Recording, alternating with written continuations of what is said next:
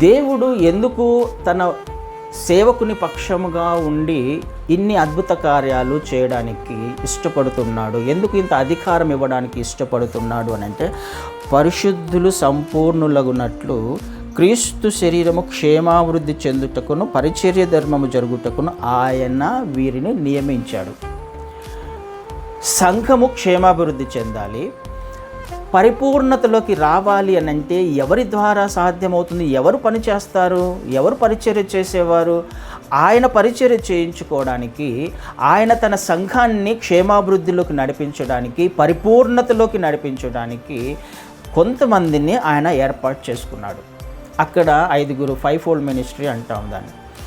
ఈ సేవకులు తన కుడి హస్తంలో ఉన్నారు. ఎందుకు కుడి హస్తంలో పెట్టుకున్నారు అని అంటే, ఈ సేవకులు తన సంఘాన్ని, తన శరీరాన్ని క్షేమాభివృద్ధిలోకి తీసుకుని వచ్చే సేవకులుగా ఉన్నారు కాబట్టి కదండి.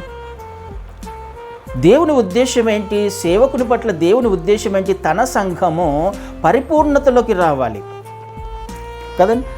సంపూర్ణులుగా తీర్చబడే బాధ్యత సేవకునికి ఇచ్చాడు. ఏ పరిపూర్ణత? క్రీస్తునకు కలిగిన పరిపూర్ణత. క్రీస్తు వారికి ఏ పరిపూర్ణత ఉందో సమానముగా ఆ పరిపూర్ణతలోకి తీసుకురావాలని దేవుడు 5 సేవకులను, ఈ 5-ఫోల్డ్ మినిస్ట్రీని ఆయన ఏర్పాటు చేసినట్టుగా మనం చూస్తున్నాం. ఇది సేవకుని యొక్క బాధ్యత, ఇది చేయాలి. అందుకొరకు వారి పక్షముగా ఆయన ఉండడానికి, ఏమి చేయడానికైనా అలాంటి పని చేస్తున్న సేవకుల పక్షముగా ఉండి ఆయన ఏదైనా చేయడానికి ఇష్టపడుతున్న దేవుడు. ఆయన ఏమైనా చేయగలడు. ఈ పరిచర్యను నువ్వు నేను మనము చేస్తున్నట్లయితే ఏం చేయాలి? సంఘము క్షేమాభివృద్ధి చెందే విధంగా, ఆత్మీయంగా బలపరచబడే విధంగా, ఆత్మీయంగా స్థిరపరచబడే విధంగా, దేవుని మార్గంలో మాత్రమే నడిపించబడే విధంగా, క్రీస్తు పరిపూర్ణతలోకి తీసుకుని వెళ్ళే విధంగా ఏ సేవకుడైతే పని చేయడానికి ఇష్టపడతాడో ఆ సేవకుని పక్షముగా ఆయన ఉండడానికి ఇష్టపడుతున్నాడు. కుడి చేతితో పట్టుకోవడానికి ఇష్టపడుతున్నాడు. శత్రువును చిత్తకొట్టడానికి ఇష్టపడుతున్నాడు.